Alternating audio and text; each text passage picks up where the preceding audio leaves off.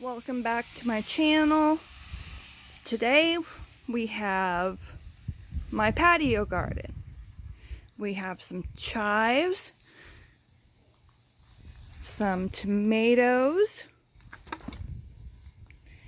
and some green beans. We have 1, 2, 3, 4, 5, 6 tomato plants. And we have 1, 2, 3, and 4 green bean plants. And these chives, those are my daughter's. She loves to just pinch off one and eat it randomly. And what else do we have here at the tiny house? We have my car, custom plates.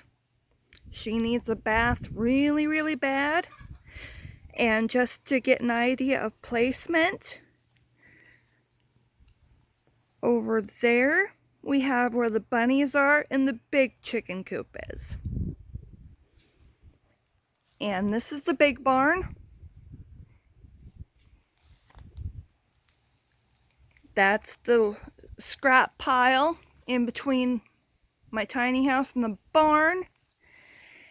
And that's the shed where all the building happens. That's our gas tank. And over there we have a Pathfinder that my son likes to drive already. And we have one of our fields out here.